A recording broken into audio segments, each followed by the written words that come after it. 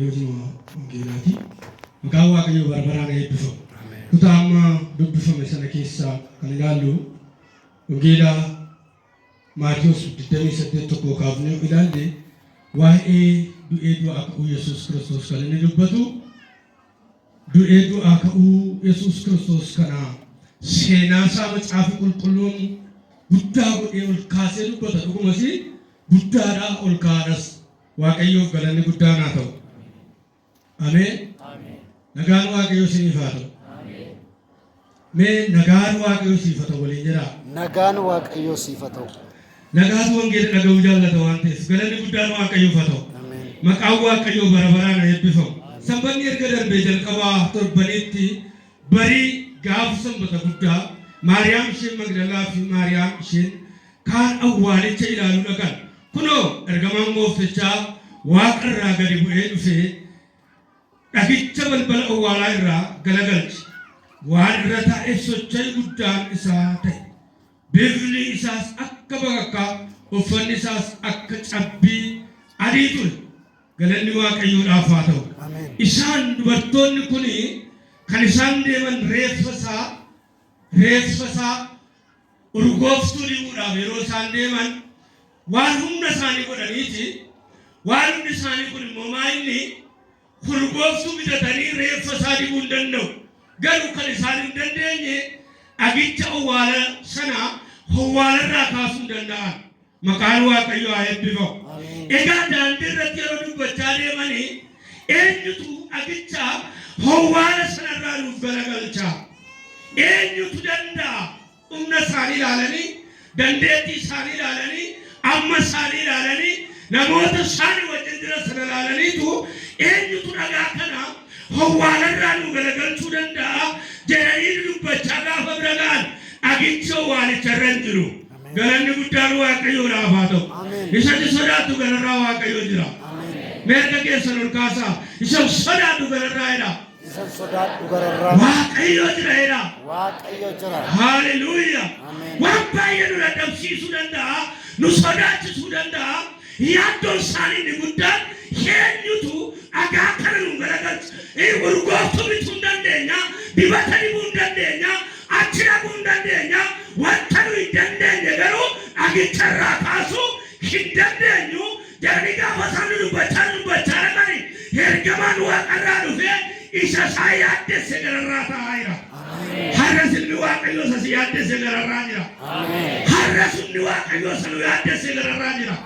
Har'as ulfinni Waaqayyoo, olaantummaa Waaqayyoo, jabinni Waaqayyoo, beekumsi Waaqayyoo, hirreen Waaqayyoo.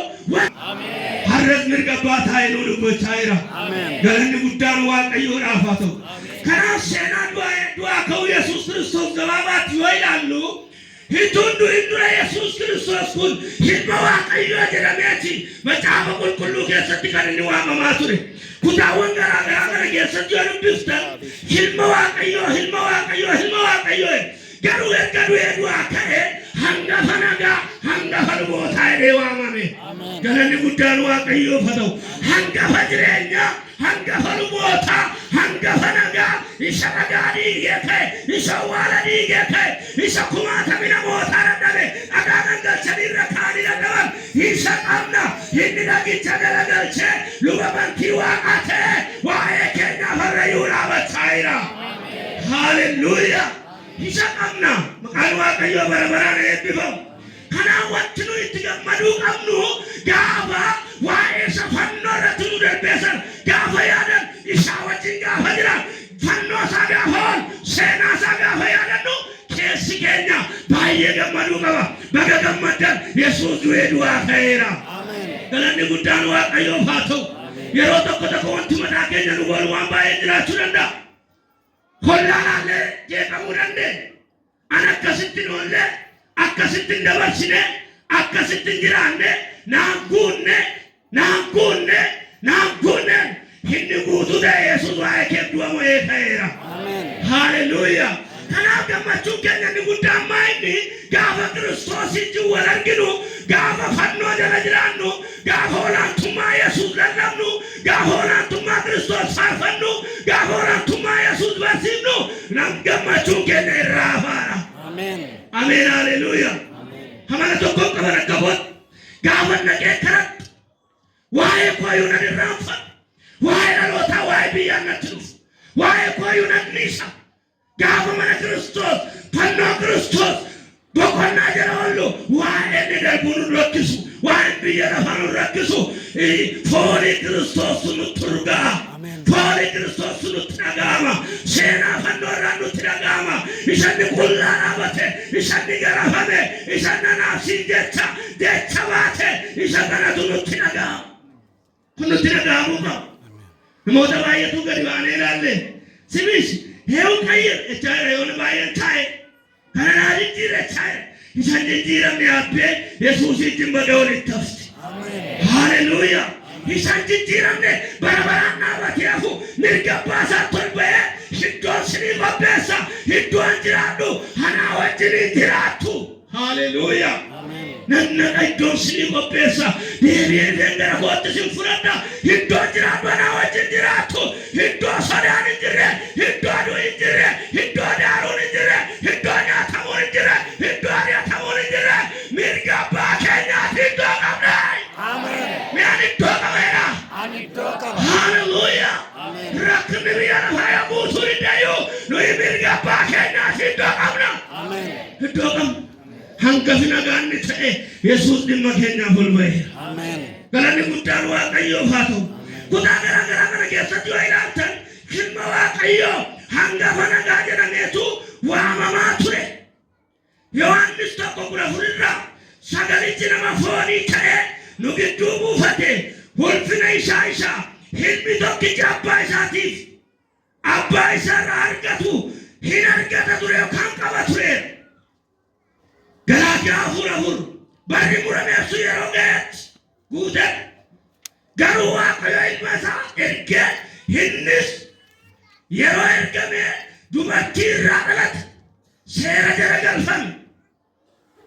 Ilmi isaa kutaa addaanu keessatti yoo irratti ilaaltan Roomaa boqonnaa 8:29 waa'ee hangafa nagaa dubbata. Waa'ee hangafa nagaa dubbata. Hangafa maaliif ta'e hangafummaan hiikama taasisanii qaba. Warra du'an keessaa isa dura ka'e. Deebi'ees immoo hin duune hangafa jireenyaa ta'eera. Haleluuyaa. Awwaala keessa baay'ee mul'ataniiru. Magaalaa keessatti mul'ataniiru. Guyyaa 40 yeroo dubartoota gidduu ture isaa wajjin kan deddeebi'an jiru. Akkanii namootatti mul'ataniiru. Garuu seenaan isaanii achumatti seenaan ni hangafa ta'e hammayyuu lallabamaa jira. Dhaloota dhufutti sitti fufee lallabamaa. Galanni guddaan Waaqayyoof haa ta'u. Kanaaf Ibroota boqonnaa 5 irraa dubbifachuu dandeessu. Ibroota 2:17 irraa dubbifachuu dandeessu. Yesuus utuu hin du'in dura abbaa koo jedhee Waaqayyoo waammachaa ture. Hiika mataa isaatii qaba. Utuu hin du'in dura utuu gara fannootti hin bahin utuu fannoo irraa bu'ee hin awwaalamin abbaa koo jedheetu waammachaa ture. Erga du'ee du'aa ka'e immoo gara abbaa koof gara abbaa keessanii nan naqa. Ameen haleluuyaa. Aki hammana qabuudhiisi obboloota koottiri Galiilaatti wal argina jedhi. Hani gara Waaqayyo isaanii Waaqayyo kooti nan naqa. Maaliif akka jedhe Yesuus dhiigaan nu bitee dhuunfaa Waaqayyo nu godhateera. Hamma nuyi obbolummaadhaan Yesuus Kiristoosii wajjin wal qixxee. Haleluuyaa. Sababi isaa maayinni gara abbaa koof abbaa keessanii nan naqa. Gara Waaqayyo koo Waaqayyo keessanii nan naqa. Gaafa jedhu kaleessa orma tuttan dukkana kee tuttan dukkana sibbitee ture rakkina sibbitee ture cubbuu sibbitee ture gidiraa sibbitee ture qullaa tuttan amma garuu qullaa dhaabattee dhiiga dhangalaasee abbaa koo fi ijoollee sin godheera. Ameen. Ameen haleluuyaa. Kanaaf gara abbaa koof gara abbaa keessanii nan naqa.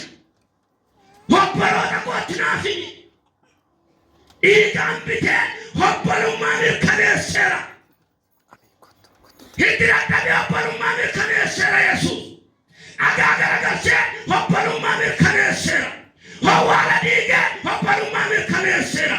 Hadootuu dhugee obbolummaa mirkaneesseera. Obbolummaan hiika guddaa qaba. Obbolummaan iddaan tokkodha. Obbolummaan girmaa tokkodha. Obbolummaan sanyiidhaa tokkodha. Obbolummaan itti waamama isaanii tokkodha. Hallelujah. Yesuus. Kanaaf obbolaa kootti naayi. Hanamma hinuunte gara Waaqayyoo koo gara Waaqayyoo keessanii sinii mirkaneessee dhiiga. Sin bitee dhiiga. Sin kanaan booda dhuunfaa Waaqayyooti. Sin kanaan booda mucaa Waaqayyooti. Golgaan kaleessaa sun sinirra jiru isinirraa dhiigeera. Galanni guddaan Waaqayyoof. Abbaan barbaade ofirratti ijaareyyuu nurraa golgichi dhiigameera. Yaadni biyya lafaatti qabamuun hiracha kaleessaatti qabamuun foolii kaleessaa fuudhuun abbaa barbaadeyyuu iddoo kaleessaatti wareebise hanaafsi dhiigi Yesuusin dhangala'ee nu biteera. Bitamteettaati. Galanni guddaan Waaqayyoof. Bitamneera nuyi Kiristoosi. Adda baaneera nuyi Kiristoosi. Kanaafi kutaa macaafa qulqulluu kana keessatti Yesuus iddoo garaagaraatti hangafa nagaa eegee booddee obbolaa koo gara Waaqayyoo keessanii gara Waaqayyoo kooti nan dhaqa. Hatti robbee iddoo isinii qopheessa jedhee dubbate. Egaa obbolummaan kun waan baay'ee qaba. Damee yoo dhukkubsate hiddis dhukkubsata. Damee yoo dhukkubsate jirmi dhukkubsata. Kunillee namoota keenyaaf baay'een qabu. Baay'een qabu biyya keenyaaf baay'een qabu. Isu waa'ee fannoo galeefi baay'een keenya nutti tolee gabbannee jiraachuu malee waa'ee fannoo dhokataara namoota baay'ee jira. Kanaaf baay'een achitti tafa. Yeroo Yesuus Kiristoos dafqa dhiigaan makaa coobsee kadhateyyuu ergamoonni iyyuu lafaa turan. Yeroo inni siyaasa lafaa deebi'ee dhufu iji isaaniitti bobba'aa dha macaafa qulqulluu. Waa hubachuu hin danda'an, waa adda baafachuu hin danda'an. Egaa dabeenni kun baay'een hin milkoo. Warri ribatti hoggatanii Toomaasi Kiristoosin isa gadu ta'e. Phexrosi Hanos hin beeku, isa iyyuu hin beeku. Yihuudaan ima gurguratee dhaqee of rarraase. Gaafa Kiristoos waa'ee kadhannaa isaan barsiisuun kadhan. Hirribatti godhan. Tera garaa isaaniitti godhan. Yaada garaa isaaniitti godhan. Qalbii isaanii duukaa bu'an. Ilaalcha isaanii duukaa bu'an. Garaa isaanii duukaa bu'an. Ammayyuu yeroo tokkoofiyyuu kanaa wajjinii dammaquu hin dandeenye, ka'uu hin dandeenye. Ka'uu hin dandeenye. Dammaquu hin dandeenye. Qorumsatti akka hin galle hin kadhattanii. Qorumsatti akka hin galle abbaa keessan hin waammattanii. Qorumsatti akka hin galle gara Kiristoos gara Waaqayyoo keessanii hin iyyatanii. Yerichi ga'eera. Yerichi ga'eera. Inni qophaa'e akkas jedhe kottaa itti adeemna. Hallelujah. Kottaa itti adeemna. Yeroo ilmi namaa dabarfamee kennamu ga'eera. Kottaa itti adeemna malee hin deebinaan jedhe. Hin deeman. Yeroo Phexrosi Waaqayyo kana si'aaltu seexana naa argaa koo dura turi. Waan abbaan koo na erge raawwachuu narra jira. Baay'een keenya har'a fannoo Kiristoos jalaa ba'utu mataa nu dhukkubsaa'eera miti. Wayyaa fannoo waan ittiin ayyaaneffannee oollutu mataa nu dhukkubsaa'eera. Waan tokko sunitti hima. Yoo jiraate itti jiraachuun gaariidha. Yoo jiraate uffachuun gaariidha. Yoo jiraate nyaachuun gaariidha. Yoo jiraate ittiin bashannanuun gaariidha. Bitaa nuun jedhee waan ta'eef. Bitaa biyya lafaa nuun jedhee waan ta'eef. Bitaa qarshii keessa nuun jedhee waan ta'eef.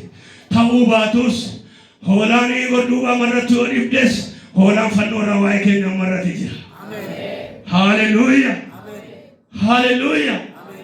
Waa'ee kee hoolaan fannoo irraa marratti tokko inni gadi jedhee du'a keessa, inni gadi jedhee dukkana keessa, inni gadi jedhee salphina keessaa si fuudhee waa'ee kee fannoo irratti xumureera. Hallelujah. Kanaaf gaafa waan tokko ta'u godhimu hoolicha fannoo irratti nuuf dhangala'ee ilaaluutu nurra jira. Waa'ee isaa yaaduutu nurra jira. Waa'ee isaa beekuutu nurra jira. Kanaaf dammaquu kadhachuu, dammaquu kadhachuu. Halumayyuu baay'een namoota dhiisera. Guutuu fakkaanna malee waan Kiristoos wajjin jiru fakkaanna malee fagoo irra. Hattuun gaafaatu jalqabu. Haluma dhaqee waan guddaa tokko addaa jama.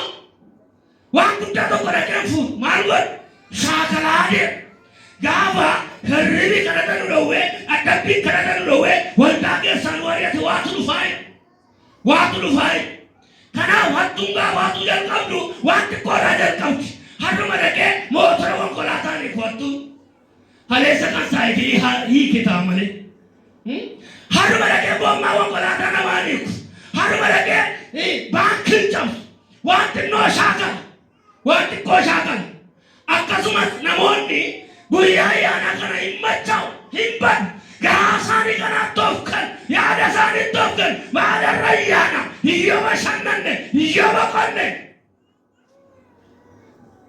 Haleluuyaa. Ayyaanni keenya inni guddaa Yesuus. Ameen. Ayyaanni keenya inni guddaa Yesuus.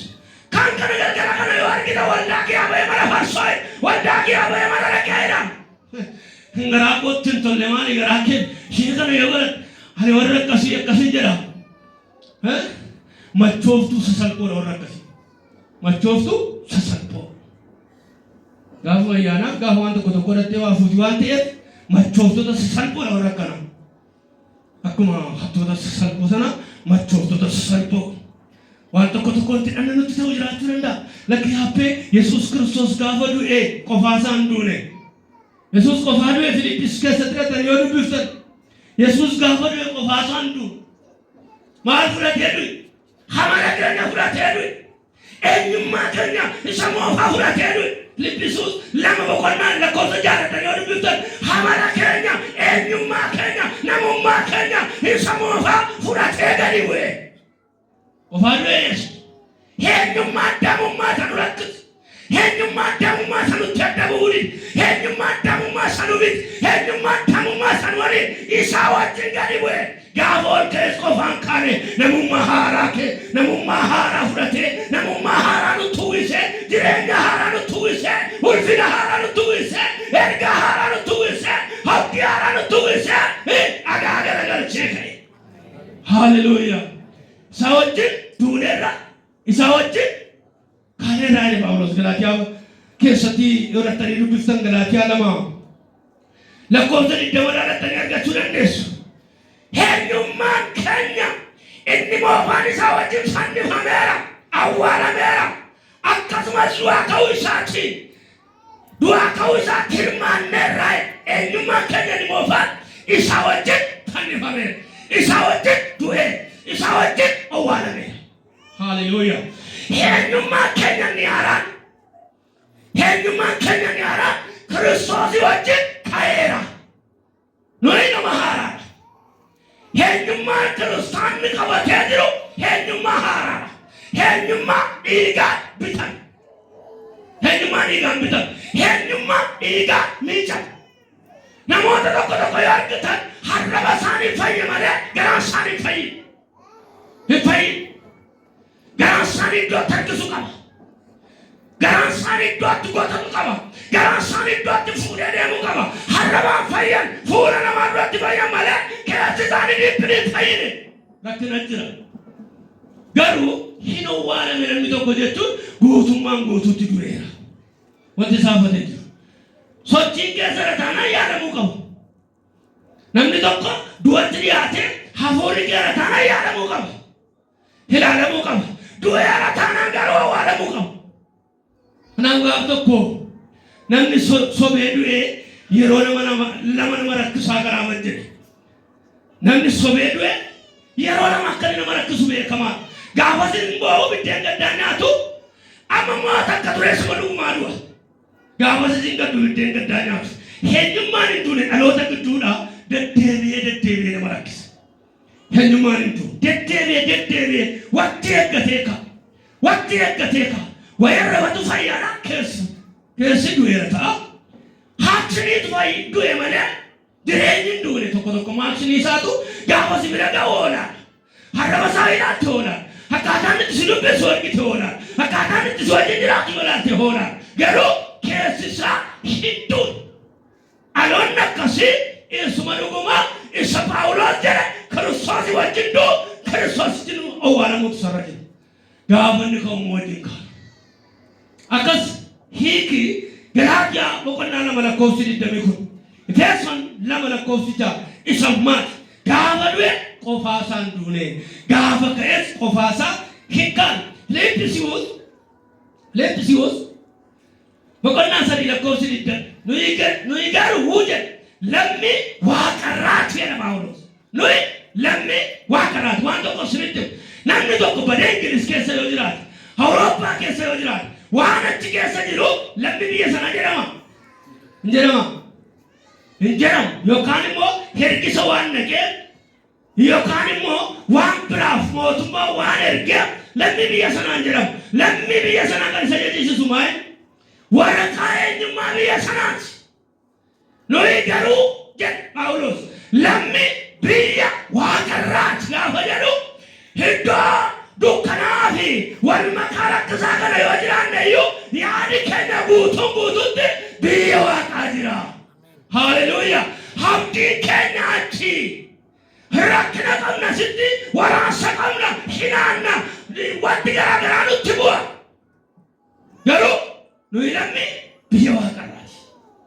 Kanaaf waldaa keessa jiraachuu duwwaatu hin ta'in dhiiga dhangala'e sana mirkaneessuudha.